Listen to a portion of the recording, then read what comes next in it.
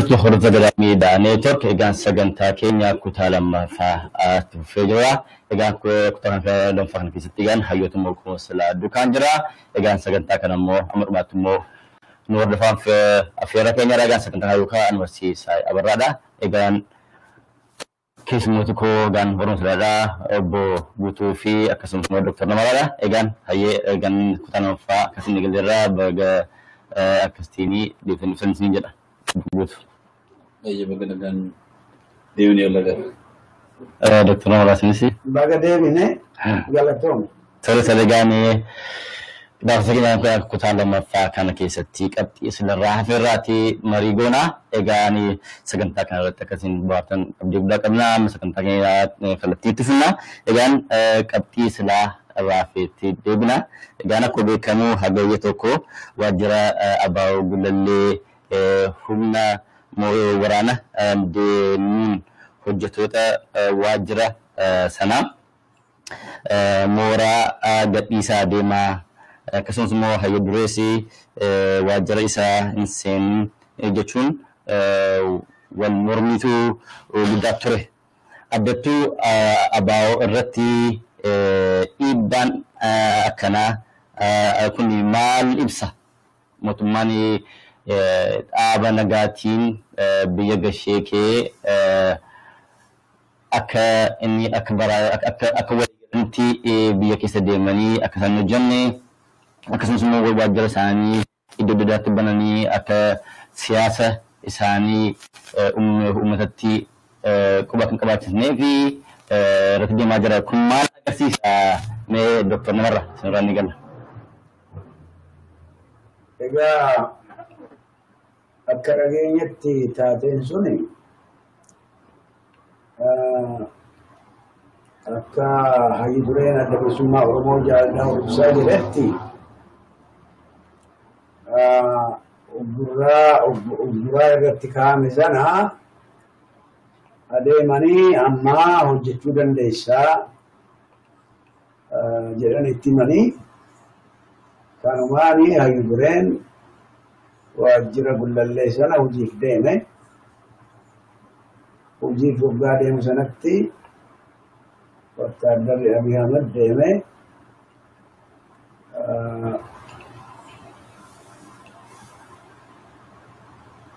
Mana waajjira Gullallee sana hin sakattaanaa waajjira keessaa nu wayii jedhanii jedhame. Tole. Hayyi dureen immoo waraqaa heeyyamaa qabduwii jedhee gaafataa lakkii ajjechaan sirratti raawwatamutu jira. Kanaafuu ati nu wayii waajjira sakattaanaa kan jedhanii gaafannaan hayyi dureen lakkisaa yoo sakkataatu ta'e iddoon inni jirutti sakattaa malee iddoon inni jirratti sakattuu hin dandeessanii jedhee dide. Kana keessatti sa'aatii tokko walakkaa wal falmaa turanii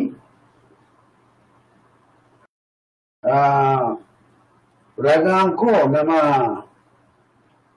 yoomiyyuu dhugaasaa jedhamutu miidiyaa ODM'tti kallattiidhaan gabaasaa kan dureen dhaggeeffadhee ture. Kanaani hayyi dureen hin didee achumaan isaanis iddoon jiru sanatti sakattaanii fi sakattane isaa gargarnaan baane garuu hayyi dureen manatti deebi'e.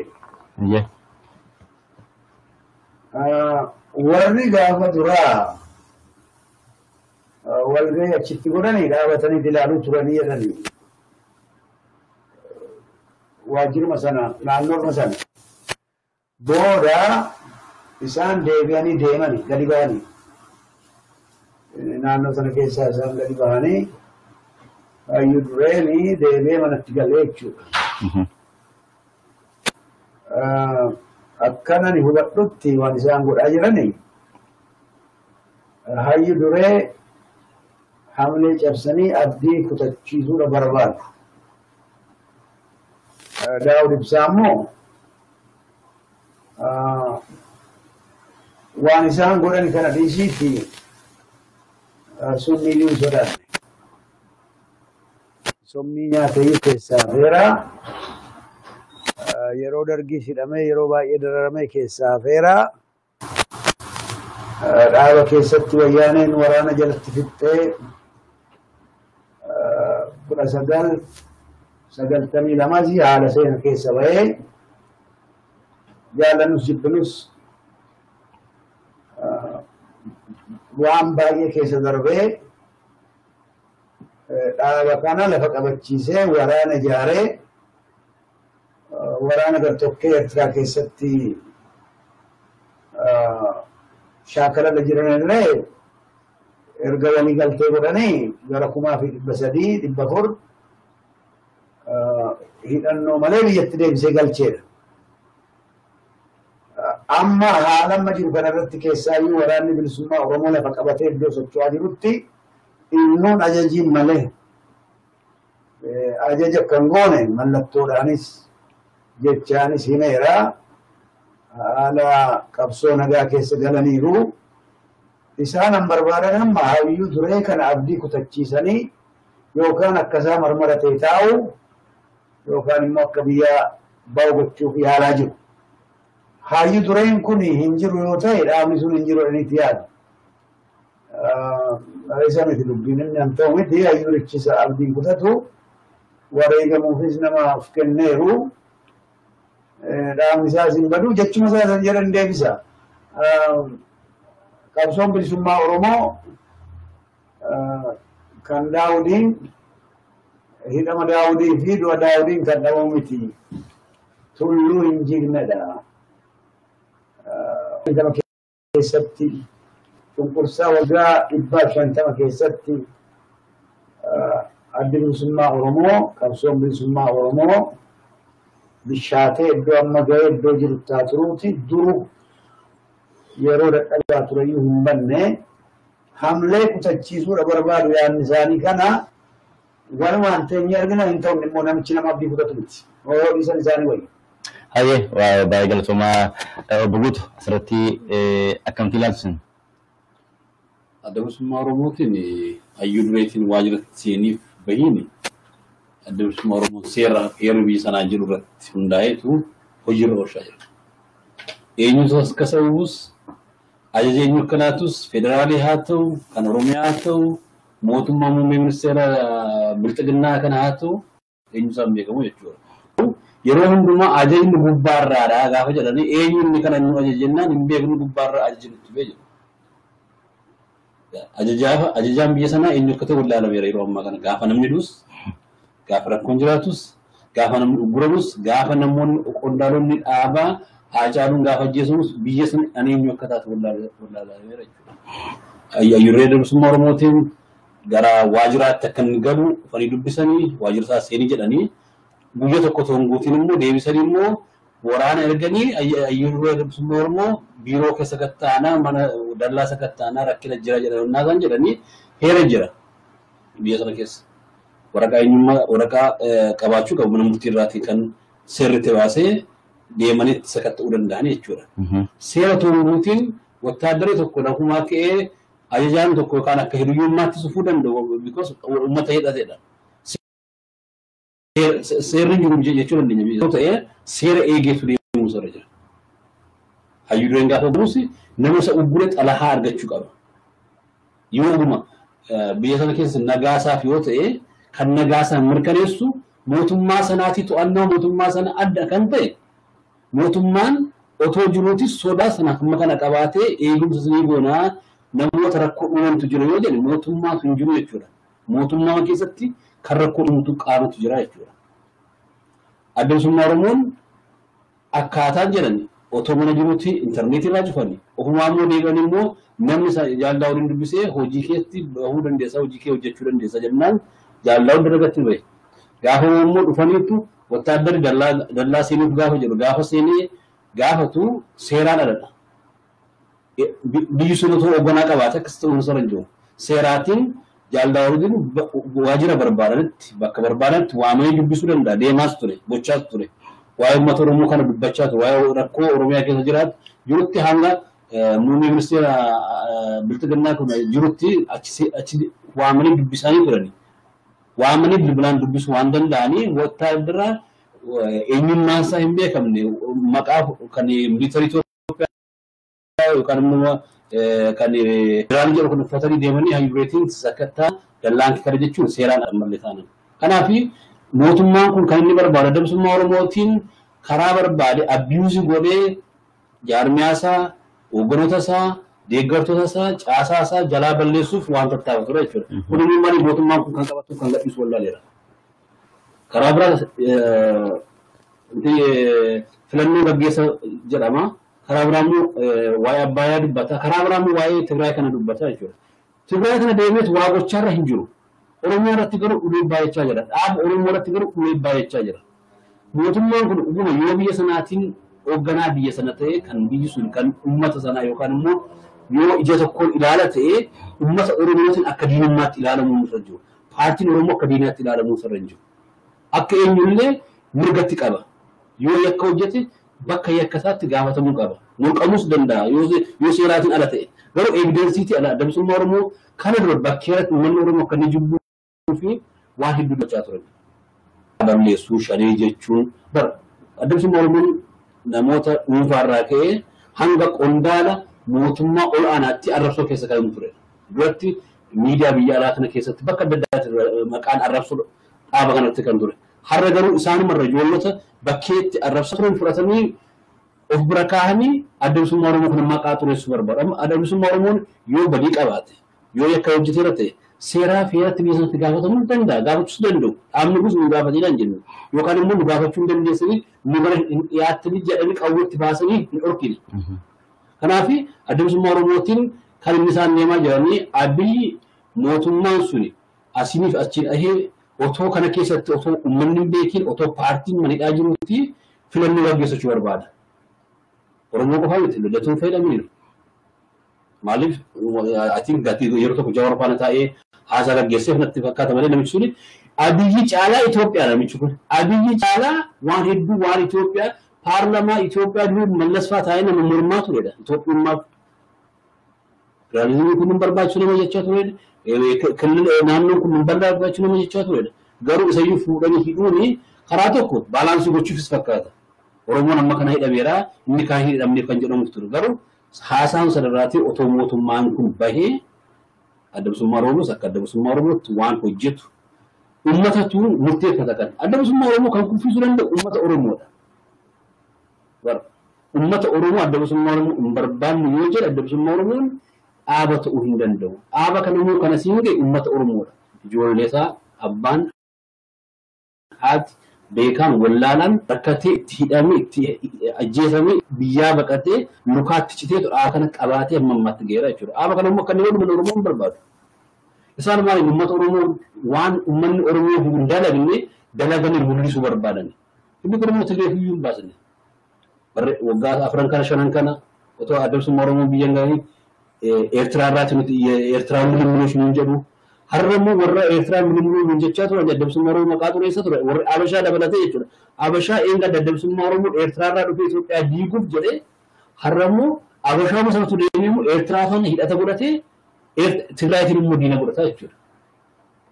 Eertiraan biyya lamni. Tigraayitii ala immoo yoo dhugaa dubbachuuf ta'e immoo Tigraayitii ala Itoophiyaan illee Itoophiyaa jechuus hin dandeessu. Yoo akka warri Abashaa kun yaadanitti jechuudha. Seenaa Aksuu kana eessa dhattee tokko isaan jechuu barbaadan. Seenaa sana isa maal jechuu akka barbaadan kun galan. Otoo Tigreef Amaarri ollaarra ta'aniiti walii hin galiini Oromoo jibbee Abashaan warri Amaaraa kun eenyu faana walii galu akka isaan barbaadan gaaffiidhaanaaf. Kun eenyu gaaffii ta'uu danda'a. Silaa kan ofitti dhaansachuu qabdu lammii kee saba kee rakkoon gaafa inni jiru gaafa rakkoo kan waliin rakkattu uummata biyya tokko naannoo tokko waliin jiraattudha. Isaan maal gochaa jiru? Dabsummaa Oromootiin uummata Oromoo keessatti hamaa gochuuf tattaafatanii hin taaneefi. Uummata Oromoo irraa immoo baasanii dabsummaa Oromoo kana Itoophiyaa sana keessa hamaa wanta sammuu akka hin qabnetti akka sabaa fi yaadnetti gochuu barbaadan sunis ittiin milkaa'uun deeman. Har'a dabsummaa Oromoo fi Tigraayitiin adda baasaniitu waliin maqaa balleessuu yookaan immoo walitti fiduu barbaadu jechuudha. Paartiin tokko faana yeroo walitti walaabuu jira, yeroo walitti dhufu jira. Rakkoo keessatti walitti dhuftaa gaafa wal gaafattu gara seeraatti maal yoo bakka itti dhabdu qabda. Oromoon paartii tokko keessatti illee Mararaa Guddinaa fi Dr. Mararaa Guddinaa fi Aaba keenya Dabsummaa Oromoo irratti bakka itti walii galanii qabu, bakka itti walii hin galle qabu. Akka Oromootti illee ilaallatee jechuudha. Kanaaf mootummaan kun rakkoo isaa hiikkachuu dadhabuun naannoo sana keessa rakkoo uumaa jira. Oromoon akka Oromootti biratti waan Tigreen nuun jettu deebisanii diraamaan otoo fooyyeffatanii baasanii illee bareedaadha. Hoogganaa hidhuun haaraa miti. Hoogganaa ajjeesuun haaraa miti. Uummata Oromoo hidhuun haaraa miti. Waajjira adda bilisummaa Oromoon 1994 bara chaartaraa ta'ee amma gochaa jiru. Kanaafti bullalleedha. Bullallee cufuu deemu cufuu danda'u. Qabsoo Oromoo gara cufuu hin danda'u. Bullallee cufamuu danda'a manadha. Waggaa 27 booddeedha adda bilisummaa Oromoo waajjira isaatti kan deebi'e. Qabsoon itti yoo dhufe waajjira sana miti waajjira buraayyee adda bilisummaa Oromoon akka dhaabaatti akka uummataatti qabaachuu danda'a. Bullallee ilma lafa seenaa adda bilisummaa Oromoon har'as booras gaaffii qabu sana gaafachuuf mormataa jechuudha. Kanaaf dubbiin bullalleetti deebi'aa jiru dubbii hoogganaa adda bilisummaa Oromoo jaaldaa irratti deemaa jiru kuni akka laayyootti ilaalamuu qabu. Nama tokko jennee ilaaluu hin qabnu. Dhaaba tokko jennee ilaaluu hin qabnu. Uummanni Oromoo waan qabu hundumaatti hiiksachuu qaba. Akka dhaabaattis, akka sabaattis, akka namaattis waan Oromoon qabu yoo tiksate tokkorraa tokko dabalachaa waan deemnuu fi dubbiin adda bilisummaa Oromoo irratti deemamaa jiru mootummaan waan qabatee gadhiisu otoo silaa jabaadha ta'e uummata kana kan qabatee jiru mootummaa kanadha. Biyya kana kan qabatee jiru mootummaa kana. Dalinnatiin ikoonomiin hundumtu harka isaarra jiru miti. Silaa mootummaa kanatu yoo filatama ta'e uummatatti garbuudhaa hanga baadiyyaatti jaalala horachuun sana ture. Garuu laphee uummataa keessa kan waan hin jirreef uummata waan soomuu fi uummata ajjeesee akkan ajjeesnetti aktii waan godhuuf uummanni fedhuuni. Kanaaf kisaaraan poolitikaa isaanii adda bilisummaa Oromootti hidhachuu waan deemanii fi kan immoo itti milkaa'anii jedha. Tole sila qabxii kiyyatti keessa kaastee waajjira hojjetaa jiru ammaa fi isa gullallee dubaaraatti adda bilisummaa Oromoo godina dabalee adda addaattis waajjira mateera. Inni hojiirra jiru jechuu jedha. Karaa biraa yoo hin jiru. Because hidhaa cufunnaa nuti biyya yoo xiqqaate waajjirri hedduu banameera argine irras hanga tokkollee deemnee gaafa isaan bananillee achi turre hunnaa adda bilisummaa Oromoo naannoo biyyatti galee jechuudha. Achumaa eegalee bara baadiyyaarraa waajjira cufuun eegalame. Baadiyyaarraatiin biyya tokko dhiibuu akka cufamnetti dubbatu. Eenyutu akka cufuun beekamu gaafa dhuftee iyyata jettu immoo bakki isaa hin bilbilaan gaafannaa jedhani. Isuma baadiyyaa sana waan godhane maal bahara argeetti argineerra waajjira cufuuf namarratti kaasanii cufanii bara. Gidduu galeessatti illee naannoo Salaaleetti illee waan isaan raawwatanii hin beekna. Naannoo Adaamaatti illee waan isaan raawwatanii hin beekama waajjira adda bilisummaa Oromoo cufuuf. Waajjira adda bilisummaa Oromoo cufuu jechuun qabsoo Oromoo cufuu jechuu miti. Uummata Oromoo irraatti kaayyoo sana cufanii baasuu hin danda'an. Kanaaf mootummaan kun baadiyyaa keessatti dhoksaatti waan gochaa ture amma uummata fuulduratti gochaa jira.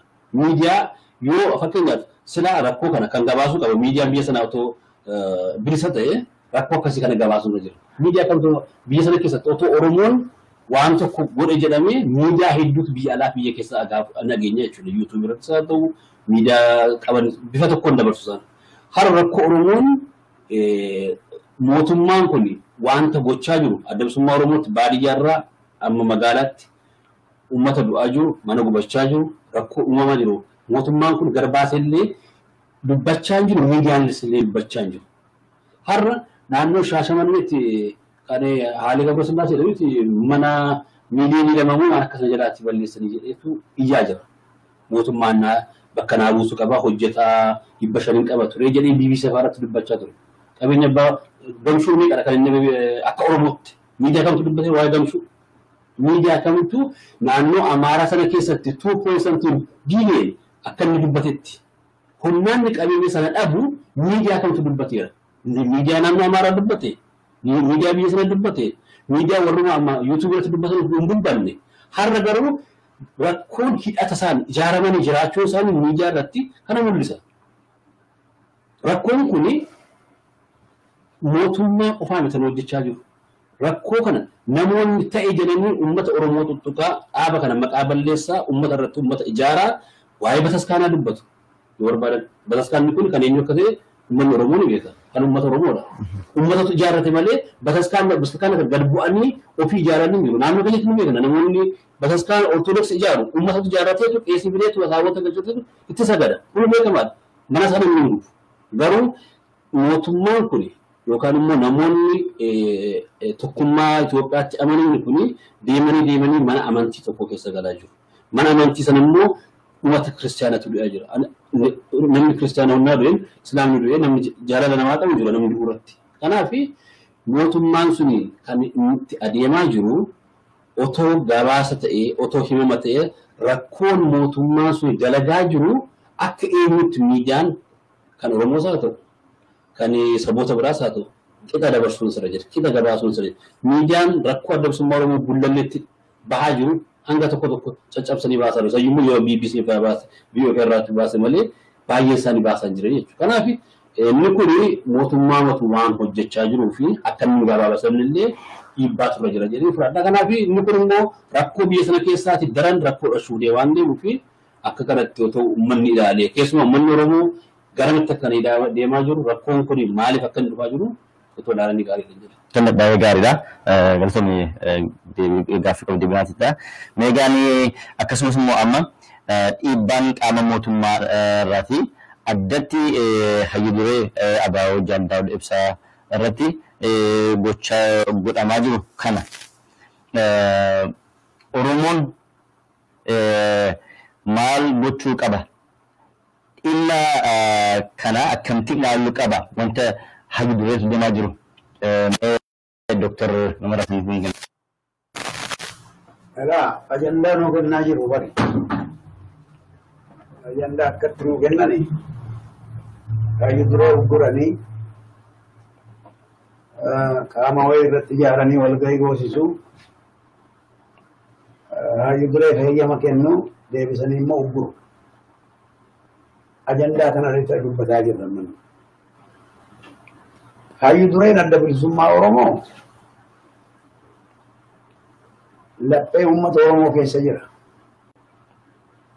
Qabsoon uummata Oromoo waajjira isaanii lafa keenya irratti heeyyama isaaniitiin banannee keessatti hojjechuuf yaalii goone yoggaan irratti cufanii mirga biyya keenya irratti qabnu nurraa mulqanii nutti taphataa jiru. Qaanii salphina keessa gashanii uummata Oromoo.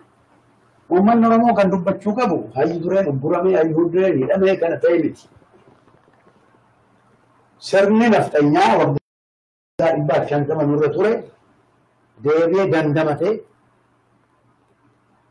kan dargiin cabsee kuffise kan wayyaaneen owwaalte.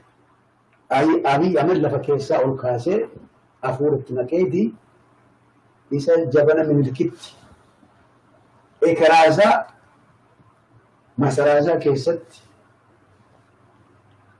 horii baay'eetti baasee achi keessatti baasee irratti sagadaa bulu. Minilikiin nuratti deebisuudha barbaada bari qaanii guddaa.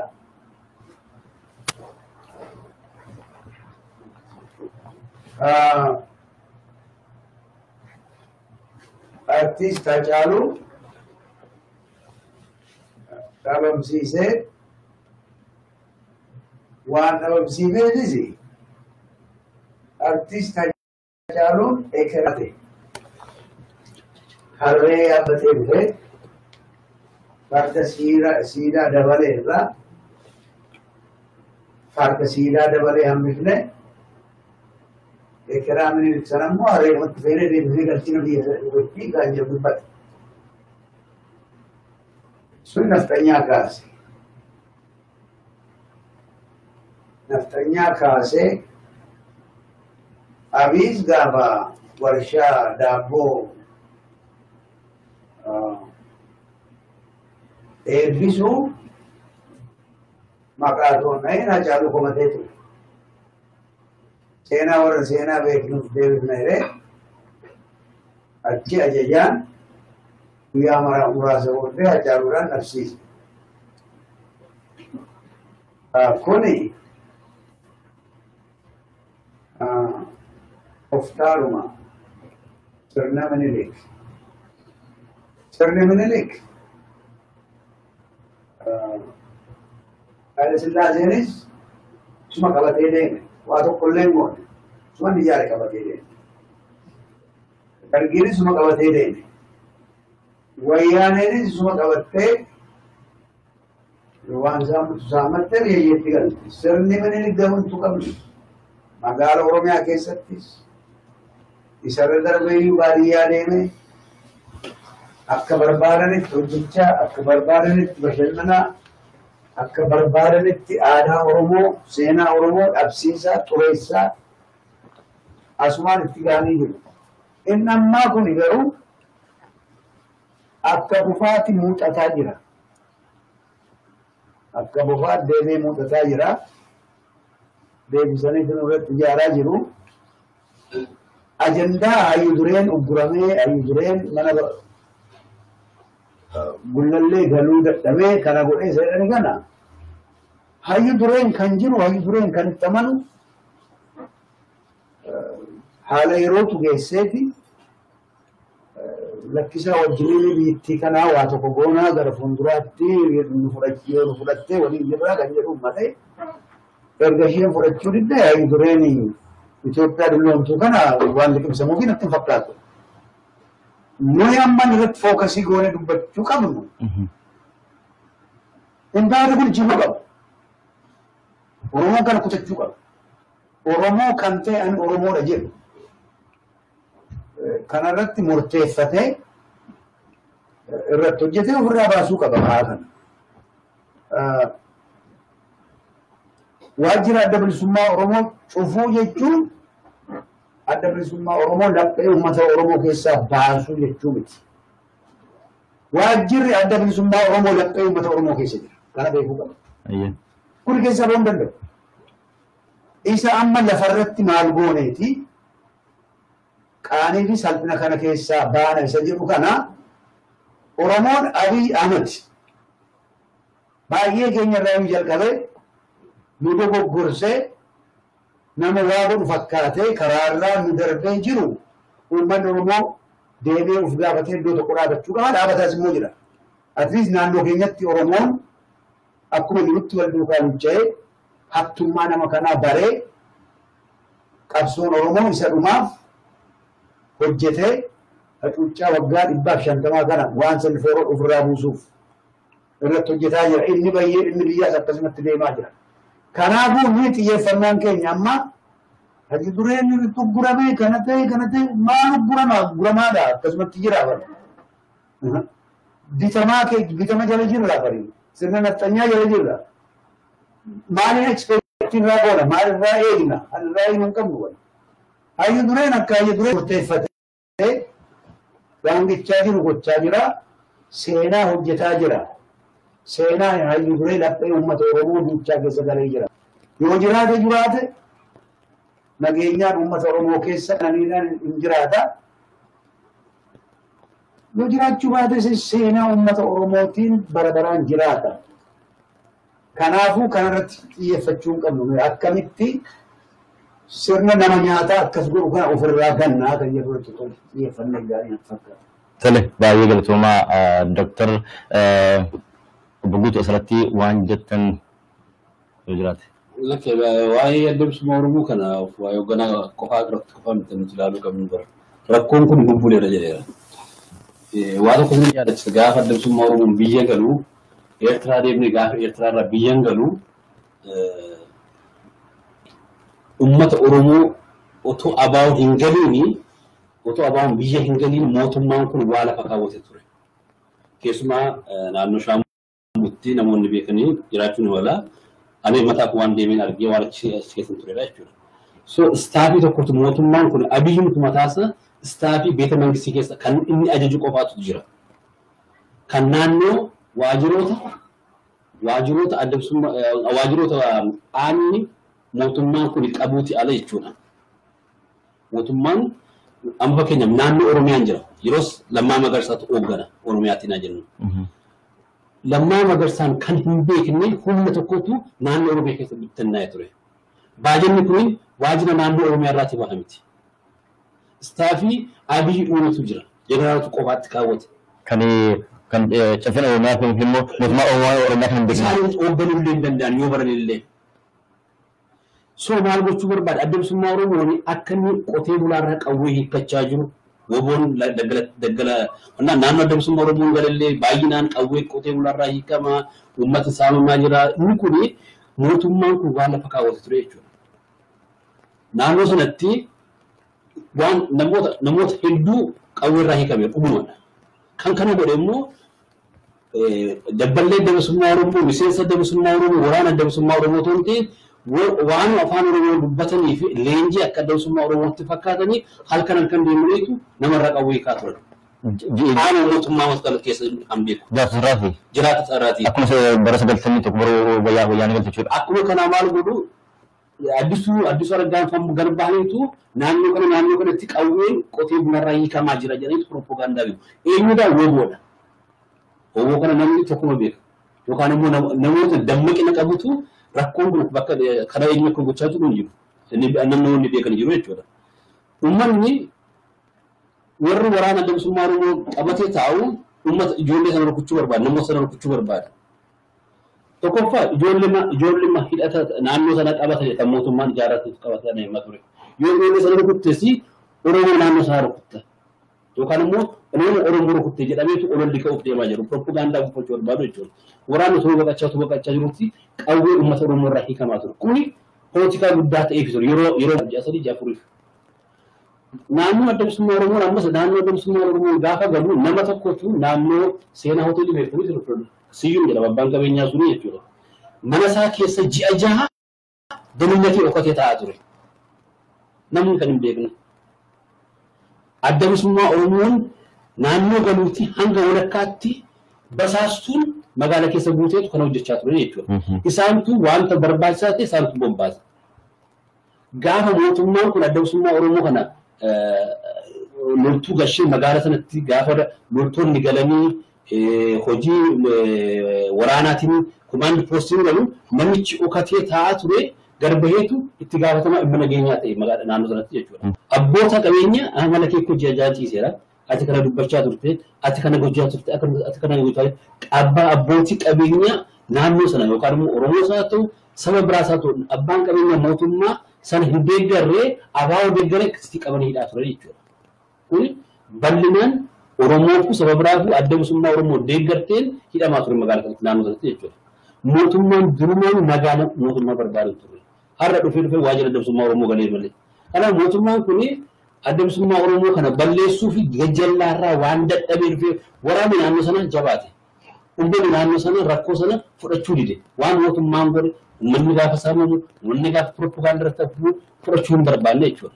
Kanaaf mootummaan kun deebi'ee sabashii waajjira keessa gashee jechuudha. Waajjira adda bilisummaa Oromoo keessa gaafa galu jaaldaa'uu ibsaa qofaa miti kan dhaaba kana qabatee jiru. Hoogganaatti akka hoogganaadha. Itti gaafatamaa dhaaba kanaadha. Waggaa dheeraafis nama qabsoo kana keessa turedha. Nama hoogganaa turedha. Ammas nama hoogganaa jirudha jechuudha. Mootummaan kun kaardii sadhumaa kan inni qabu adda bilisummaa Oromoo waajjira keessaatti gullallee keessaatti balleessuuf yookaan immoo maqaa xureessuuf waan deemaa jiruu fi inni kun mootummaan kun gaafa adda bilisummaa Oromoon gale shira uummata Oromoo irratti dhaaba kanatti dalagaa ture. Namoonni beekan hedduutu jira waan akkasii kana naannoo kan mootummaan kun gochaa ture kan Abii gochaa ture. Kanaaf mee waan tokko gaafa Lammaan Magarsaan ture dhumaatiin Oromiyaa keessa ture nama hedduutu ajjeesamaa ture yaadatu guyyaa guyyaatti nama baay'ee ajjeesamaa ture. Kan isa ammaa caalanii namni ajjeesamaa ture jechuudha. Inni duraa fi inni ammaa garuu ajjeesaan isa garaa garummaa kan ta'e inni kun wattaadiratu uummata bixaa jira. Yeroo garuu yookaan poolisii yookaan liyyuu haayilii yookaan federaalitti gochaa ture ajjeesaa ture. Kanaaf uummanni Oromoon waa'ee gullallee qofaa waa'ee jaaldaa'uu qofaa osoo hin ta'in kun jireenyaaf adumsa yookaan immoo rakkina Oromoo irratti waan dhufee jiruu fi aggaamee jiruu fi isa kana otoo akka hoogganaatti qofaatti osoo hin ta'in akka rakkoo Oromoo irratti dhufaa jirutti ilaallee gar tokkotti qabsoonee rakkoo jiru akka Oromootti hiikkannee gara fuulduraatti deemnee gaarii kan jedhu. Tole baay'ee galatoomii mee ammas garuma mooraa gullallee kanatti wanteera gochaa mooraa abaa keessa wahii gumii sabaa kan wal qabatee miseensonni biyya alaa jiran hundi immoo mormaa turan ibsa kana addatti baasuun ibsa kana sun qofti rakkoo kun akka lammaffaa hin taaneef miseensonni biyya alaa maal gochuu qabu? Hooggansa gidduutti akkas walgahii ulaagaa hin goonne yookiin seera adda bilisummaa hin goonne akka hin taaneef mee Dr. Muraas ni himadha. Ammas waa'ee waajjira gullallee kana keessaa ba'uun barbaada. Dabalee jedha waajjira hin qabu. Waajjira ogaa'etu kan kee kan ta'e kan dhimmaadhaan keessa galtee keessaa ba'uu dandeessu. Kan ajajuu dandeessu. Heeyyama isaaniitiinidha. Keessa jirraa bari. Hankeenya miti bari. Nurraa mulqameedha. Magaalli keenyas nurraa mulqameedha. Impaayera Itoophiyaatiin. Sirna nafxanyaatiin. Akka keessummaatti namu kaa'eeru achi bari. Gaafa barbaadanii eviiktiin godhu. Mana kana keessa yoggaa jirru abbaan mana kana ijaare gaafa barbaade naa bahii siin jedha kan jedhu tokkos itti kenne. Yoo kiraaya manaa immoo kaffaluu baatte yoggasuma sirraa si baasa. Lafa keenya irratti mana keenya irratti ajaja isaanii jala jira hin qabnu mirga bari. Garbummaa keessa jira Oromoon kana beekuu qaba. Oromoon ducha garbummaa kana keessaa bahuu irratti xiyyeeffachuu qaba Oromoon. Waajjirri cufamee hayyu tureen guramee miseensi adda bilisummaa Oromoo diddii wannu keessa galanii akkas godhanii mirga isaaniiti maaliif godhuu dhiisu isaanoo aangoo qabu. Oromoon amma har'a akkama jiru kanatti kan dubbachuu qabu. Akkamittaniin waraana adda bilisummaa Oromoo hidhachiisa. Akkamittaniin qeerroo Oromoo himneessa. Akka isaan jabaatan, akka isaan hiriira bahanii karaa cufanii mootummaa kana akkanni biyya sana bushuu godhani kanarratti xiyyeeffannee dubbachuu qabna. Waajjirri maalii haa cufamuu, hayyu tureen haa guramuu jechuu koo miti kana naa hubadhaa. Filmaatan ta'u waan furmaatan ta'u jechuu kooti. Sun furmaatan ta'u. Furmaata kan ta'uu dandeenye irratti humna keenya fixuurra yaada keenya irratti umuroorra akkamitti kaayyoon hayyu dureen adda bilisummaa Oromoo kaayyoon adda bilisummaa Oromoo kan dhaabatee fi sana akkamitti irratti hojii ooshinaa kan jedhu irratti xiyyeeffachuu qabna. Waa tokkoon isinitti hima. Yeroo darbe tokko nama jaal tokkotu gara Midwestiidhaan sa'aatii 12tti naa bilbila. Waa tokko teekstii naa godhee dhimee kana ilaalii hirriba na dhabsiiseedha. Wanti sunis Ortodoks Charchii Abashaatu guyyaa lama keessatti miliyoonii 2 fandii reezii godheera. Doolaara miliyoonii 2 guyyaa lama keessatti. Maali jedhu? Charchii Ortodoks waldaa Ortodoksii Oromiyaa keessa jiru isa gubate deebiin ni ijaarra kan jedhu. Waldaa Ortodoks Charchii gubate baay'ee nagarreen keessatti garuu rasaasa bituuf uummata isaanii isa charchii keessa jiru hidhachiisuuf kan biraa kanan qabatamaan beeku garee Amaaraatiin warri ijaaramanii aabanii hidhachiif naqanii guyyaa muraasa keessatti doolaara miliyoonii 5 baasan biyya kana keessatti. Suni eenyuu fidaa Oromoo ajjeesuuf olaantummaa isaanii Oromoo irratti daraarsuuf Oromoon ammayyuu waan dubbataa jiru hiriira bahuu waan tokko abaaruu waan tokko komee dhiyeessuu waan gochuu qabu. Oromoon waraana adda bilisummaa Oromoo hidhachiisuu qaba. yoo warri isan jaallanne jiran immoo isan barbaadne jiran immoo maatii isaanii yaadachiisan. Maatii isaanii irraa ulee fi mancaa fi gajamoof gajan irraa fudhatameedha baru. Maatiin isaanii akka of eegu hidhachiisuu qabu. Biyya kanatti fakkeenyaaf mana kana keessatti seeraan wannoo qabachuu dandeessa. Meeshaa ittiin of eegu qabachuu dandeessa. Namni tokko mana kee yoo dhufe si hatuu yookaan si dararoo dhufe waan ji'atti ittiin gaafatamu. Uummanni Oromoo duuchaa dhumtu keessaayyuu namni ala jiru yoo xinnaate maatii keessan hidhachiisa. Maatii keessaniif waa godha. Isarra darbee immoo qeerroo bilisummaa Oromoo humneessaa waraana bilisummaa Oromoo hidhachiisa gargaarsisa. Maaliifi eegduu keessan ta'a boru. Waraanni kun waraana uummata Oromooti. Ana eenyuyyuu miti. Gandaa Ibsaas miti. Ana adda bilisummaa Oromoos miti. Kan Maraa Guddinaas miti. Kan Baqqalaa Garbaa kan Jawaaris miti. Kan uummata Oromooti. Uummanni Oromoo immoo waraana isa eegu qabaachuu qaba. Erguma jalqabee seenaa makasaa keessatti kan mo'ame humna qawweetiin.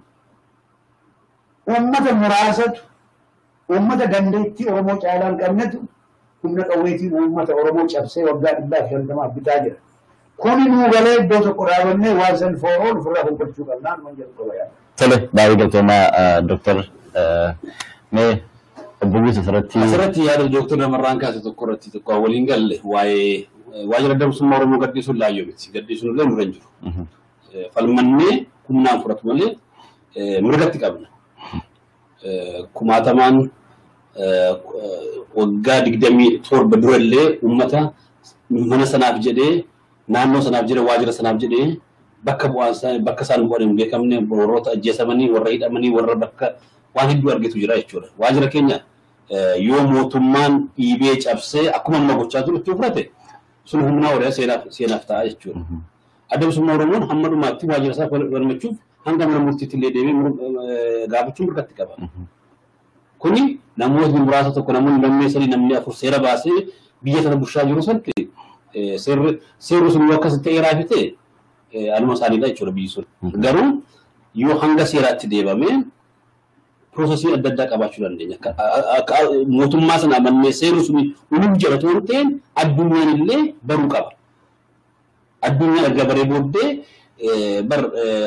akka durii miti akka bara 94 miti bara adda bilisummaa Oromoo bakka inni jiru 94 dura adda bilisummaa Oromoo yeroo dukkanaa ture uummanni dammaqinsa hin qabu. Because uummanni Oromoo yeroo illee daangaa masaayyuu hin beeku afaan Oromoo illee kan dubbatu muraasadha. Adda bilisummaa Oromoo illee kan arginu lama muraasadha. Garuu sana booddee namni wareegame itti dhabee kumaatamaan kitila argan jiru jechuudha. Adda bilisummaa Oromoo sana booddee addunyaa irratti bara namni mormituu ta'e akka adda bilisummaa Oromoo miseensa qabu konyaa qabu hin jiru. Akka Oromootti immoo koomunitii addunyaa irra kan qabu warri Itoophiyaa jiran kamillee hin qaban. Koomunitii Oromoo ni qaba, cherchi mataa isaanii qaba, masgiida mataa isaanii qaba. Akka siyaasaatti immoo miseensa adda bilisummaa Oromoo bakka jirutti namni tokko bakka jirutti konyaa tokko qaba adda bilisummaa Oromoo. Deeggaraa ni qaba yoo xiqqaate yoo dadhabame jechuudha.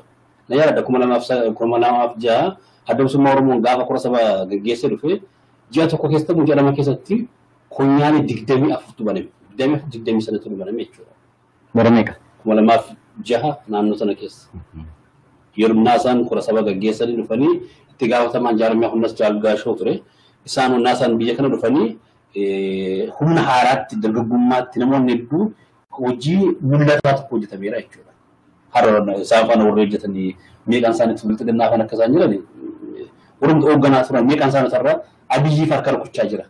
Oromoon akka miidhamu Oromoon akka najjeesamu warra eeggadda waliin qabsoo kana keessa turre warra hoogganaa keenya jennillee meeqaan isaanii irraa inni kaan okkate inni kaan mul'ate nama nuti eeggadda namni kun haayii kan jennee hiriira nagaa namni dubbatee fi iyyaa fi ture har'a Oromoo irratti dhagaa darbachaa jira. Kana jechuun kun anuma jirudha waan siyaasa ta'eef jechuudha. Garuu inni waajjira dubbii waajiraa akka raayyootti ilaalamuu qabu. Gaafachuu hanga mootummaan uummanni ijoolleen qeerroos ta'e haasaan dhaaba keenyaas ta'e miseensonni keenya oggoloonni keenya waajjira keenya hanga du'aatti illee taanaan boormaniitu mootummaan kun yoo waan godhe haa godhu malee waajjirri kun waajjira haqaan argamnedha. Waajjira dhiigaan argamedha. Adda bilisummaa Oromoon kan gaaffii akka gaaffii tonnaa biyya kana dhufu kan gaafate keessaati tokko waajjira sanadha. waajjira seenaa qabeessa waan ta'eef jira. Waajjira seenaa qabeessa kana immoo abbaan barbaade baalageen tokko dhuftee karaa duwwaa galtee waajjira kanaan koodha jechuu hin dandeessu. Seera addunyaa sin eeyyamu seerri biyya sana addamsummaa Oromoos akka seeraattis miseensaallee hin eeyyamu kana. Uummanni Oromollee eeyyamuu hin qabu. Kanaaf waajjirri kun ilaalamuutu waan qabudha. Qaamni keenya akka dhaabaatti rakkoolee qabu. Ati waan jette ibsa baasuu maal miseensonni keenya baasni irra dhuttu. Nuti waan waajjirri sabaa kana taatee sana akkamtiin wargaan nama kun sana akka nama fahin taane haala ma enga datee kun akkam taane maa gochuu qaba miseensis ta'ee biyya alaa jiruuf fi biyya keessa jiru. Lakki bar nisu waan sana akka lammaffaa nanannee fi siyaasa keessa humna argeessu dhalataa jechuu hin dandeessu. Ta'uu danda'a warga namas. Garuu waan isa kalisa enga da torbaan kana dhalatee isarratti rakkoo sana furmaata barbaadu. Furmaata yookaan immoo bakka rakkoon sun dhalate sanarratti waan irratti hojjetamuu qabu jira. Namoonni seeratti dhiyaatanii namoonni dhaaba kana keessaatti saspeendi ta'anii saatan ari'amanii dhaabni adda baasu qaba. Sigale amma kan kana godhu miseensa gumii sabaa yookaan hayyuu duree yookaan iyyuu attaanaa yookaan immoo hoogganaa olaanaa miti. Qaamni addaa qaba dhaabni kan nuti Dr. Yaadatu Taanaan 2007 gaafa Eertiraa daa'imnee qaamni ijaarametu jira. Qaamni waan kana yoo dhaaba keessatti rakkoon dhalate yoo rakkoon dhalate warroota seera addamsummaa Oromoo hiika isaatti barbaadan rakkoo isaatti barbaadanii yoo addamsummaa Oromoo kun akka amma deemutti akka jedhamaa jiru keessa rakkoo keessa bu'uuf deeme yoo ta'e qoratanii baasaniitu rakkoon kun warra akkas hojjechaa jiru isaan kanarratti tarkaanfii fudhatu jechuu danda'u isaan kana saspeendi haatan jechuu danda'u isaan kanatti haari'aman jechuu danda'u dhaabni kun immoo bakka kana fa'aa eeggatu jechuu danda'u because caasaa adda addaa jechuudha. Caasaan dhaabni waan hoogganoota seera waan adda addaa warroonni hojjetanii jiru jechuudha. Isaantu furmaata fidee dhufaa jechuudha. Isarratti dhaabateetu hayyuu dureenis miseensa gumii saba warroonni hoogganummaatti ilaannee warroonni nu hooggane kuni isaantu as baheetu murtii laataa jechuudha. Gaafa murtii laatamu kuni bitaa mirgatu hin jiru. Dogoggoreen jiru. Yoo seera addamsummaa Oromoo sirratti jigate si baasuu danda'a. Amma garuu murtii qabna hin qabnu garuu siironni hin danda'u dhaabni kun. Caasaan sun wallabatti ta'uu wanta dargaggeessa jechuudha. Caasaa wallabatti dhaabni ijaarratee qabu. Kanaaf addamsummaa Oromoon mootummaan kunillee bilchiginnaan kunillee hin qabdu waan akkasii kana. Otoo seera nama cabsattoota abiitu seera cabsaa jiran bira. Addisuu argaafaatu taa'ee danda'aafaa namoota akkasiitu seera biyya sanaa cabsaa jiran. Kanaafuu dhaabni mootummaan kun caasaa walabatee haala mootummaan keessa deemu tasgabbeessu hin qabu jechuudha. Mootummaan kun hin qabu.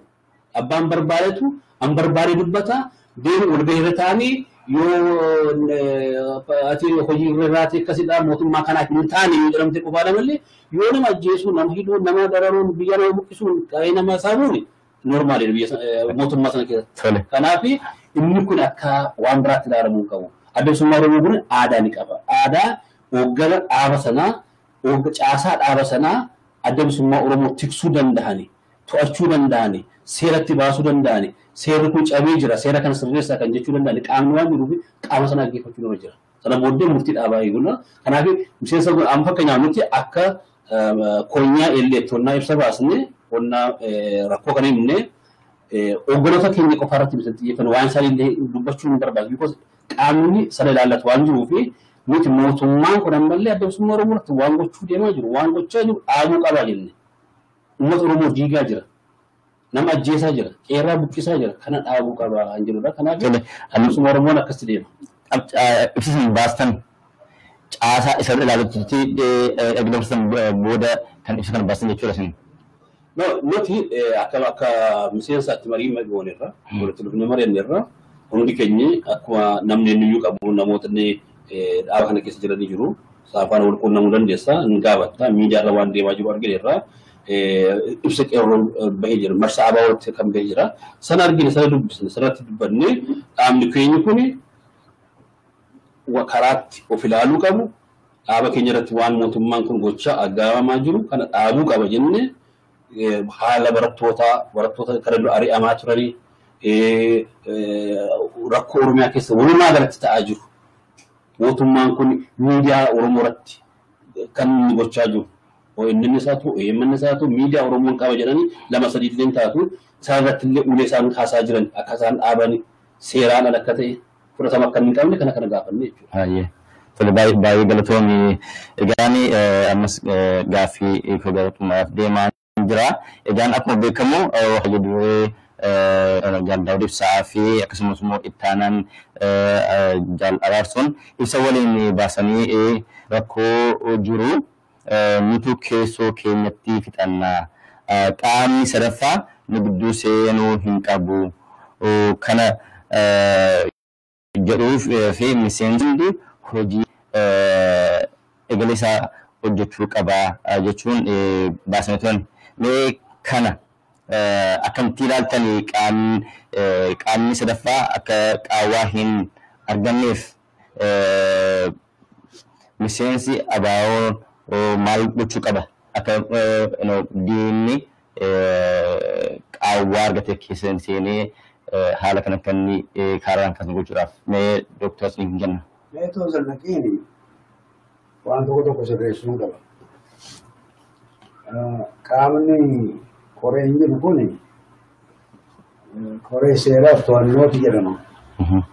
Kuma jaalguutuun jedhee dhaabuma keessaa kan ijaaramtu jira. Seerri yoggaa cabu, yoggaa dabu kan ilaalee qajeelcha kennuutu jira. Isa jechuudha. Waa'ee waajjiraa irratti kanan jedhe ani waajjira kenninaa miti. Amma nuyi akkatti ilaalaa jirru biyya seera keessa jirru seena. Biyya seera keessa hin jirredha jirra. Seerri hin jiru biyya kana. Biyya seera jiru keessa too ta'e seerri kana naa godhaa jettee abdii irratti gootee waan seera sii kennuun dhimma itti baata. Gartuu maafiyaatu biyya sana bulchaa jira. Gartuu caasaa mootummaa biyya sana keessatti dhalate keessatti mootummaan kadheen akkasii kan sirnaan hin bulle kan seeraan hin bulle isa tokko jedhe inni tokko immoo dhufee kan faallessu namni murtii hiikee poolisiin balbalatti qabee kan hidhu seerati hin jiru. Gatii seerri hin jirreni seera kanarratti abdannee waajjira keenya hambifnaa jennee abdii godhachuu hin qabnu jechuu kooti malee mirga irratti hin qabnu jechuu kooti. Mirga akkamitti irratti dhabna ree? Biyya jennee gallee'u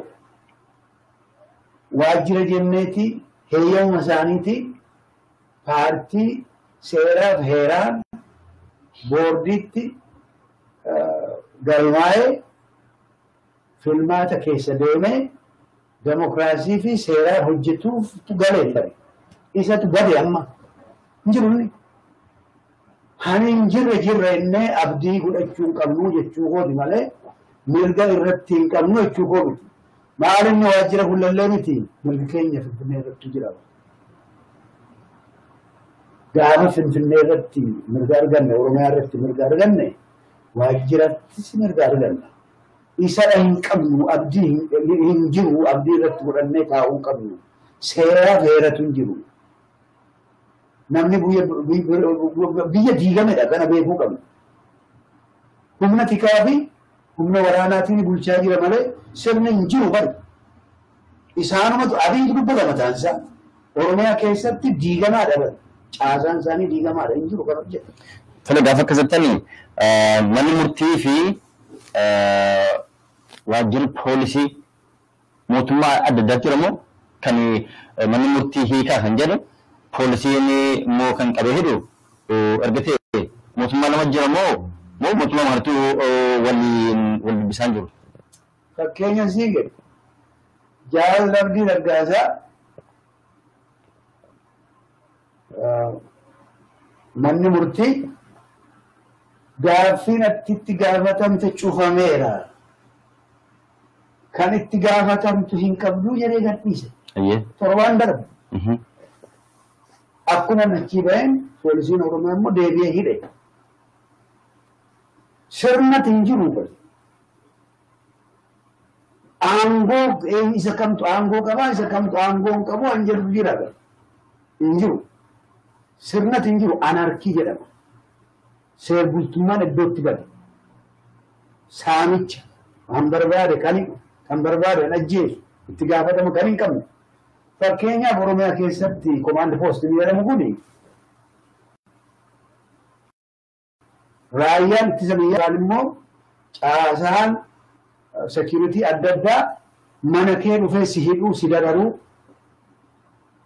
mana keessatti dubartii gudeedu itti gaafatama qabuu malee akkasitti deemaa jiraan dukkana keessatti miidiyaan dhaqee gabaasu illee jiru haala akkasiitu jira Oromiyaa keessa uummanni Oromoo kana beekuu qaba kana keessaa ba'uuf fookasii kan goonu yoo maal goonudha kana keessaa baana uummanni Oromoo amma maal godhuu qaba kan jedhu irratti ofirratti murteessee of ijaaree of hidhachiisee kana keessaa ba'uu qabaan kan jedhu kanaaf malee waajjirri gullallee kan mirga ittiin qabnu kan jedhu miti garuu mirgi qabnu suni nuu kabajamuu hin danda'u kan kabachiisu hin jiru biyya maafiyaati biyya sirni hin jirredha biyya seerri hin jirredha kanuma hin barbaade. Kana dhaabatuma mee qabxii amman kaase kana akkamittiin ilaalta Hayyuduree fi jaal aarsoon isaan baasan kana.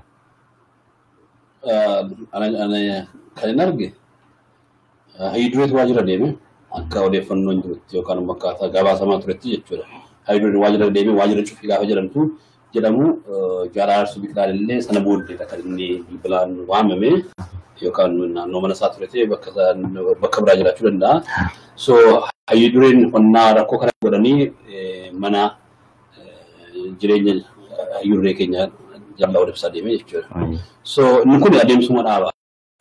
Akka isaan ammallee hojjechuufis ta'ee rakkoo kanaa akkaataatti biyya alaa jedhamu kanarraas haa ta'u isuma seera siniin jedhame sanatti akka adeemaa jiran wanta mul'isudha jechuudha. Jaallummaa jechuun walii obsuudha. Walii obsaa jiru.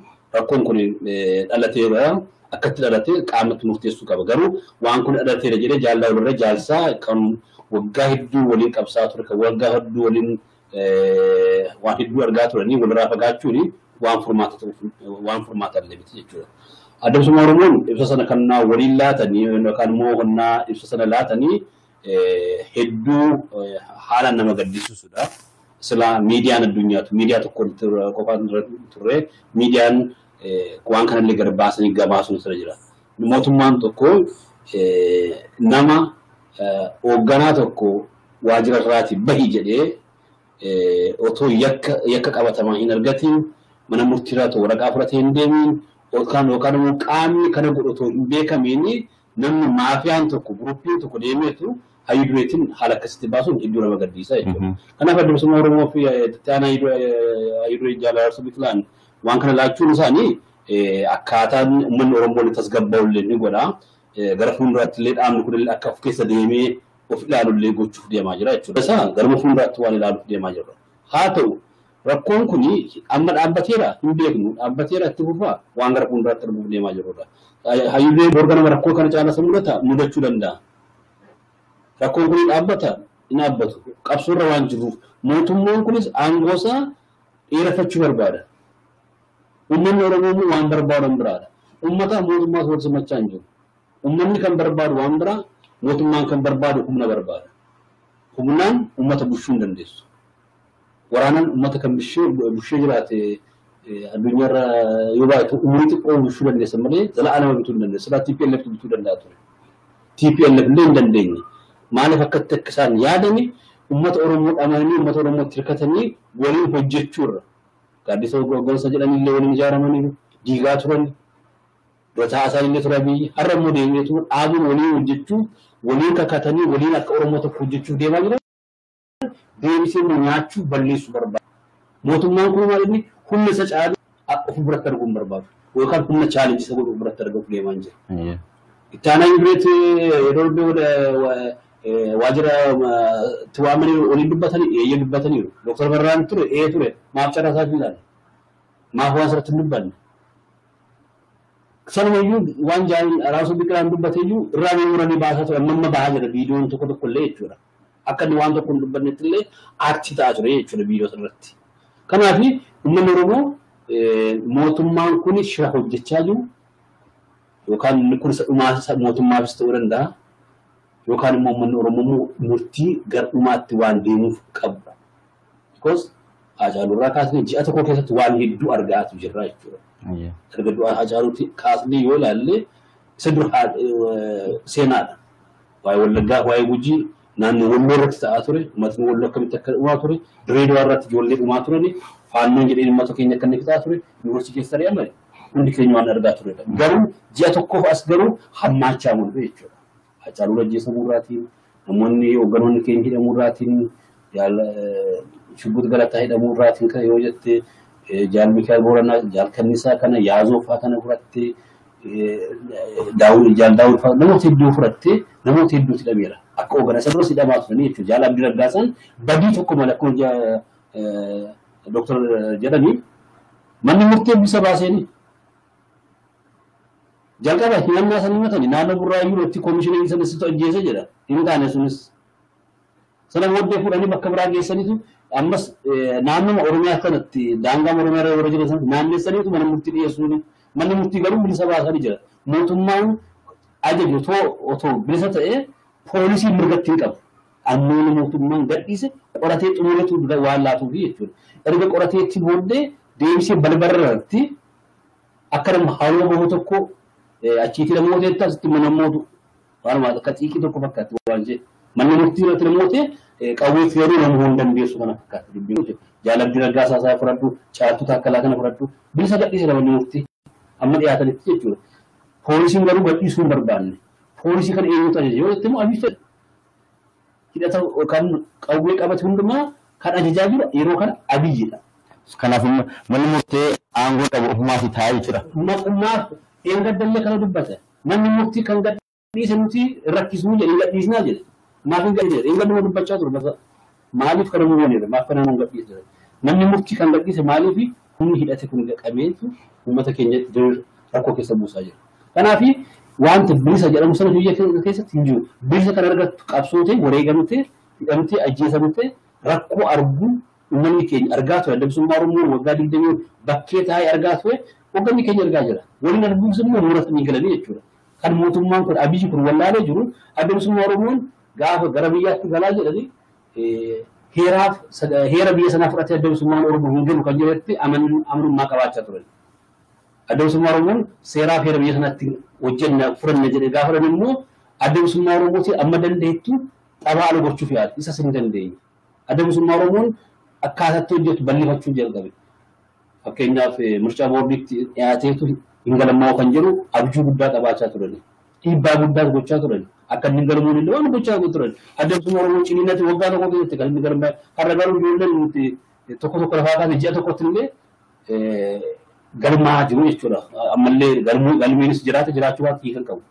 Kanaaf adamsummaa Oromoo irratti waan isaan gochaa jiran kan ammatti jette itti aanaa Yureef Jaal Daawud lafa kaanii caalaa wanta rakkoo sana ilaaluuf rakkoo sana keessaa bahuuf walitti dhufuun isaanii waan furmaatadha. Maaliif diinni keenya kaayyoon because akkuma sana jedhame naannoo Golollee diraamaa hedduutu hojjetamaa ture. Anatu hoogganaa ta'uu wadhamuus ture jechuudha. Kanaaf kan nuti ilaaluu qabnu hooggana adamsummaa Oromoo ol kan jiru kaayyoo adamsummaa Oromoo turan. Adamsummaa Oromoo uummata irratti wareegame ittiin qabsoon kun asiin ga'e waan jiruu fi Jaal Daawud Faasilaase Jaal Abdii Raggaasaan hundi isaanii bar muratanii galan. Yookaan jiraachuuf yookaan hidhamuu yookaan du'uufidha. Kana booddee uummanni Oromoo isaan kanarraatiin hanga danda'e isaan cinaa dhaabbachuu yoo isaan immoo rakkoo keessa dhaabbatan immoo hoogganoota keenya akka hidhaa jiranitti illee dhaabni kun tiksameetu qabsoo tuufaatu. Baay'ee galatoomni gaafa digmaatti fi egaan hordoftoota keenya sagantaa keenya kana fakkaataa egaan sagantaa keenya gara xumuraatti deemaa jira. Egaan sagantaa qabxii gosa dhumaa irratti jira.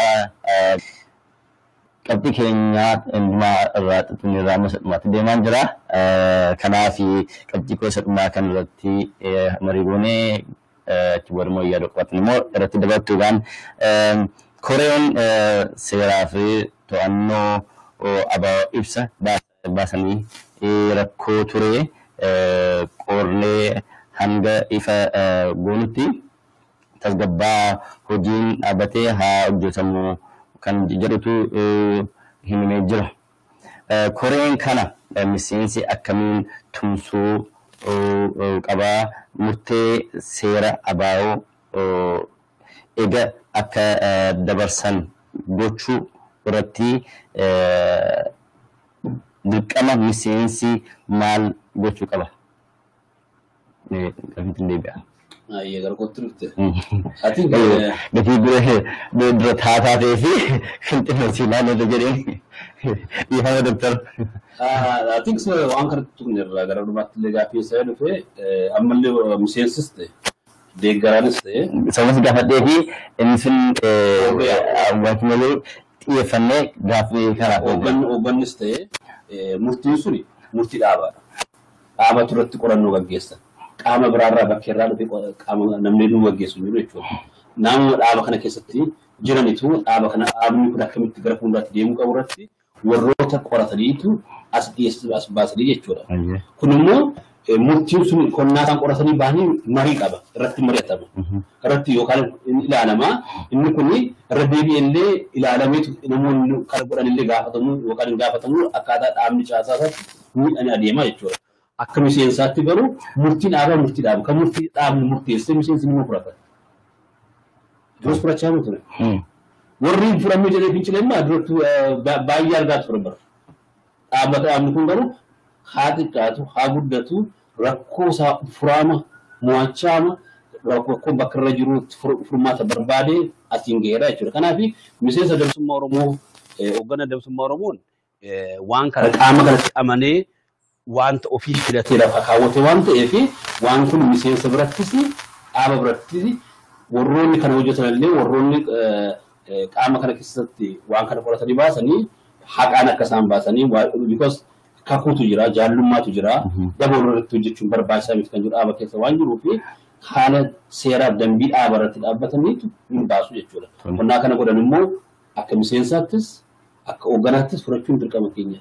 Murtii dhaabaa waan ta'eef jechuudha. Kanaaf qabsoon kun immoo akkanaan rakkoon kun rakkoo furachaa rakkoon gaafa rakkoo sana mo'achaa waan aadaa adamsummaa Oromoo qabu waan ta'eef inni kun akka dhaabaatti akka koonyaattis yoo xalahaansa nu ga'ee yoo murtiinsa nu ga'ee irratti jennee murtii dhaabaa waan ta'eef irratti mari'annee murtii sana akkuma fudhannu abdii qabna jechuudha. Ta'e baay'ee galatoomaa.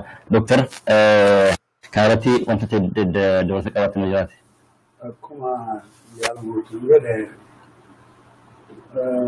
koreen sun koree dhaabaati walumaan ijaarre akka miseensaatti murteenni kennu fudhachuun dirqama hojiirra oolchuullee qabna akka miseensaatti akka koonyaatti. Warri yoo jiru ta'e qaamni gaafan isaan gadi baasanii nutti himanii maqaa dhoofnellee dubbachuu dirqama ta'a. Garuu jarri bitamani kun yoo bitamanii ta'e bitamanii numa jiru jedhee namana isaan hin fudhatan. Garuu immoo heerriif seerri dhaabaa kam eessattuu haa ta'u yeroo kamuu haa ta'u hojiirra ooluu qaba. Gabaasa sana eeggannee nuyis naamusaan gaafa sana irratti murtee goona. Waan namni dabarsu inni fudhanna. Waa'ee jaarsoo biqilaa numa jechuu barbaada. Walgahii abii waama isaa irratti jecha lama gabaabduu akka inni waan dandeenyetti akka inni waan dubbachuu dandeenyetti godhanii xiqqeessuuf irraa muranii baasan. Namoota achi keessaa dubbatan yoo ilaaltani mootummaadhumatti warra dubbatanidha baasu. Tasfaayee Tolasaa irraa jalqabe. Kan jaarsoo garuu daqiiqaa walakkaallee hin taane yoo yaadattu ta'e deebisaa laata. Guutuu xibbaatti godha. Isa xiqqeessuu keessaa muranii footooshooppii godhanii keessaa baasanii. harma biyya bilbileen mirkaneeffattee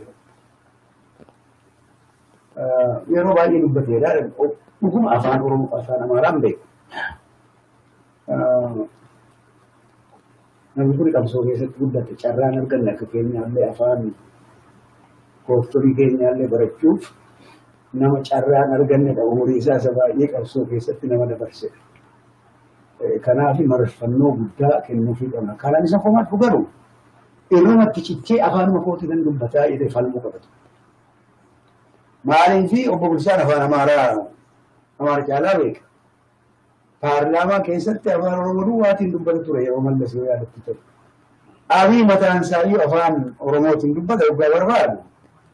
Isaan dubbatee akka garaasaatti yaada isaa ibsachuu dhiisuu irratti komeen irratti qaba. Kan ammoo nama fudhataa jedhee yaada. Haa ta'uutii waan inni dubbatee abiin handhuura isaa gubdeetti.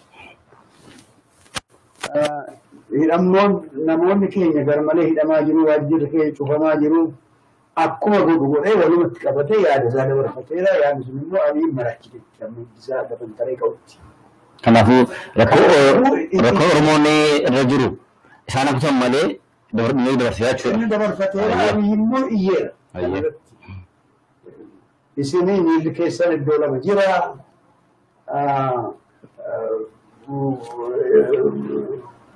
Yaaraadhaa bilxaa bilxinneet እኛ በሻሻ ብንወለድም በራዳነት ከእናንተ አናንስም ሆነ ከራርና አከነ ከራር ዴቱ ገድፍት ቄሰ ይጋድ መታዱረ ወሪ ኮብራ ኦፈኒ ወሪና ደሞዝ ከፈላፊ ጅሩ አነ ብራ ኦፈኒ ትስልቲማ ጅሩ አከ ሶዳችሱስ አከ አሪስ ከንዱበቺዘ ጃላራ ሶብቂላት ከናፍ ወገነ ከኛ ከበጅ ጉዳን ቀባፊን kana beeku qabna kana rifatana yiru qabna amma se hayu dure bira dhaqee taa'ee interview sana kennuun isaasi garaansaa dhaabasaa bira akka jiru waan yeroo ijoollummaa isaa jireenya isaa itti badadee keessa darbe sanarraa ammayyuu akkuma keessa jiru akkuma qabsoo kana keessa jirutti fudhanna jedhee yaada fudhachuu qabna. Kanumaan immoo itti cichee hayi duree wajjin yookaan jiraachuu yookaan du'uu filachuu qaba. Seenaa hojjechuu qaba. Kanuma jechuun barbaada. Egaa hordoftoota keenya egaan sagantaa keenya kana fakkaata. Mee carraasii laadhaa qabxii angni fidee dhufeerraa kanaaf yoo jiraatu yookiin immoo wanta dubbachuun barbaadu jira qabxiin irratti jettoo ta'e meegaan isirraan eegala doktor. Akkuma waan tokko kaasaa ture uummanni Oromoo salphina guddaa keessa galee jira. Abiy Ahmed Minilikirraa hamma wayyaaneen waggaa 27 keessatti uummata Oromoo hidha fixe xiqqeessarra caalaa godheera waggaa lama keessatti. Kana uummanni Oromoo hubachuu qabu. Kana hubatee akkuma naannoo keenyatti argaa jirru namni hunduu wal qabatee wal duukaan lucca'ee qaanii kana keessaa ba'uuf qabsoo uummata Oromoo gargaaruuf hawaasaadhaan waldaan karaa amantii Islaamaa karaa amantii Kiristaanaa garaagaraas wal duukaa dhaabatee lucca'ee deemaa jira. Kun immoo jabinaan itti fufuu fi bilisummaan Oromoo isheen dhumaa barana lammata iddoo dhaquun qabu iddootti dogoggoruun qabu abaluu ceesisaa abaluu kana nu godhaa biyyattii kana keessa mootuu baay'eedha mirga qabaa yoo kufanii akka nurratti hin kufne aboo Itoophiyaa naa kuftu gara kuftutti maatti nu gala jaraa miidh nanu qotee bulaan keenyayyuu muka guddaa yoggaa jigsu beektu ofirratti hin jigsu jalaa miliqa haa jigdu Itoophiyaan maaliif ofirratti jigsina nami garuu haa jigdu. Itoophiyaan irratti jiguu fi kana nu godhuu fi Adawaa keessatti Oromoon lolee Oromooni Adawaatti kan lolee professionaalii ta'eeti. Abbaan koo maacoo duuleedha fakkeenyaaf. Maacoon akka Itoophiyaa taate Itoophiyaan akka biyya isaa taateyyuu hin beeku. Dirqamaan duulanii lafa isinirraa fudhatamaa jedhanii kana beekuu qabu. Oromoon waa Itoophiyaa hin beeku maal gootetti maal ishee beeka akka diinaatti beeka malee. Maacootti lollee Adawaatti lollee Oromoon kana godhan jedhamu professionaalaan qaxaramee dandeettiidhaan kan loli jira. irraa keessatti Tigraay keessatti kan dhume Oromoo professionally ta'etti lolaa ture. Amma Oromiyaa kan ajjeesaa jiru Oromootuma wattaandara Itoophiyaa ta'e. Itoophiyaa Oromootu wal lolaa jiran bayyuu. Kana keessatti Oromoon qooda guddaa qaba Oromoo ajjeesuu irratti. Kanaafuu warri uummata isaanii ajjeesanis otoo adabatanii wayyaa biyyatti baqatan akka Tigree hin qabani. Yookaan Bahar Daaritti yookaan Maqaletti yookaan Jijjigatti baqachuu hin danda'u Oromoo. Achuma jira yeroodhaan hubatee iddoo tokko dhaabatee miindaan kennamuu amma maal godhaafi miindaa saniyyuu hincita iyyuurraa otoo hin jaallatti hincita. Uummata isaa ajjeesuu dhiisee rasaasa isaa yookaan itti galagalchee yookaan immoo kennee yookaan immoo fudhatee dhaqee gurguratee illee biyya isaatti galee taa'ee nyaachuu qaba. Uummata ajjeesuurraa dhaabuu qaba Oromoon. Beekuu qabaa bulchiinsa jigaa jiru muka jigaa jiru jala dhaabachuu hin qabu. Jarri kuni laaftee kuftee bitintiraa jirti. Kana qabatee ajjeesuun beekummaadhaa kana jala hawaanuu jedhaa galatoom. Baay'ee galtoomaa obbolus meegaan dhumarratti qabxii hafee jiraatu yookiin immoo yaadan dabarfadhuun qabaa kan nuti turate carraan sibiilaadha. Baay'ee galatoomii boosisaa baay'eellee dubbanne garoon waan kaasuun barbaadu asirratti uummata Oromoo keessumaa biyya alaa jiru. Hojii adda addaa irra jirus ta'uu danda'a, miidhaa adda addaa irra jiru ta'uu danda'a. Uummata Oromoo biyyuma alaa carraa kan argatee uummata nagaatiin jiraatan. Inni darbe darbeera. Oromoon kun biyya alaa kana taa'ee kan hojii hojjetes jira, kan mufatee dhaaba kana keessas bahee jira. Kan dhaaba kana keessattis illee dhagaan itti harameetu dhaaba kana faana jechuudha. Garuu lamaanuu uummata Oromoo yeroo ammaa kana akka nu miidhaa jiru baruu qabna. Tokkummaan keenya keessumaa uummanni Oromoo biyya alaa jiru kan gara tokkummaatti deebi'u. Tokkummaa afaanii ta'uu qabu. Tokkummaan yeroo hundumaa ni dubbatama. Warri bakka baay'eetti tokkummaan kun barreeffameera bara. Tiishartii irratti barreeffameera, lafatti barreessaneera, sirree sirbaniiru.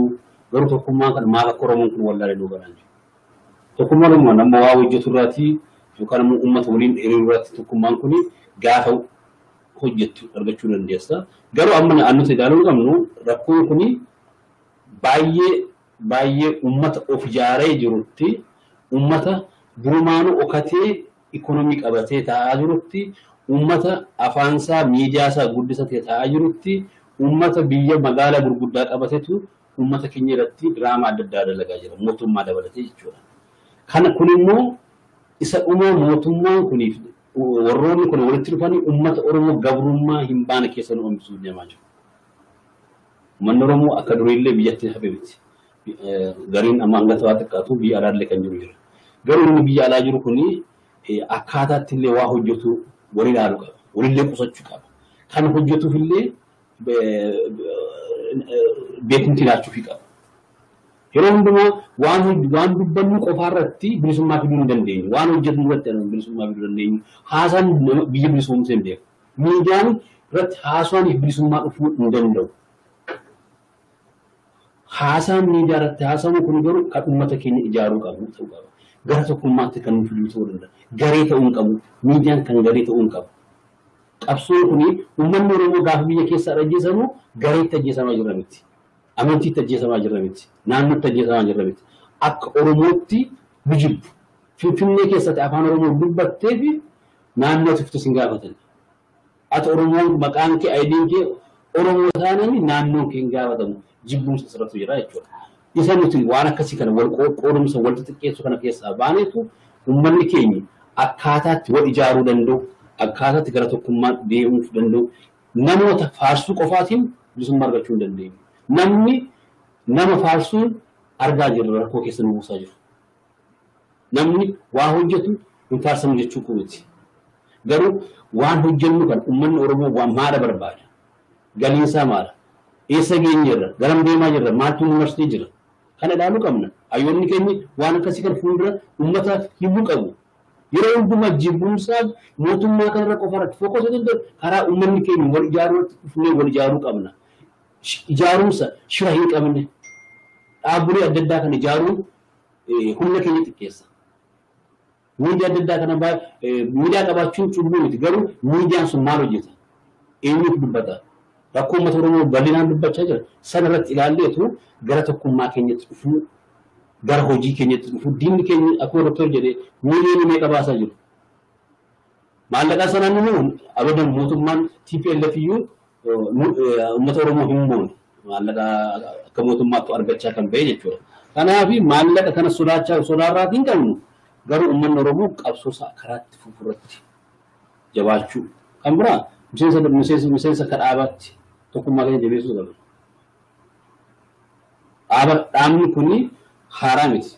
Uleen irratti baay'achaa, ulee kanarraa mo'achaa yeroo takka badii honnaa jira, yeroo tokko socho'uu hin danda'u, yeroo tokko badii gaafa jedhamullee dhaabni kun akka dhaabaatti biyya sana keessa kan sodaatamaa jiru dhaabuma kanadha. Dhaaba kana immoo jabeessuu nurra jira. Wal cinaa dhaabbachuu, wal dhagahuu qabna, walii abboomamuu qabna. Miseensota dabsummaa Oromoo keessaatti bahanillee dhaaba kanatti deemuun dirqama isaanii irra jira yeroo kana. Hanga uummanni Oromoo badutti, uummanni Oromoo rakkoo keessa bu'utti eeguun nurra hin jiru. Kanaaf akka uummata Oromootti akka hawaasa tokkotti jabaannee diina keenya qeerroo jabeessuu, sochii biyya keessaa jabeessuu, waraana keenya jabeessuun uummata Oromoo gaaffii hin qabnedha. Kanaaf tokkummaan keenya humna keenya jabeessineetu mootummaa kana qofa irratti xiyyeeffachuu qabna kan jedhudha. Amsigoo kanumadhaan dura. Tole baay'ee galatoomaa egaan guyyaa keessan akkasitiin waa'ee uummata keessanii waa'ee qabsoo saba keessanii irratti dhimmitanii waan dabarsaniif baay'ee galatoomaa isin jira maqaa kootiin akkasuma maqaa Gadaa miidiyaa neetworkii baay'ee isin galateeffadha lamaan keessaniyyuu.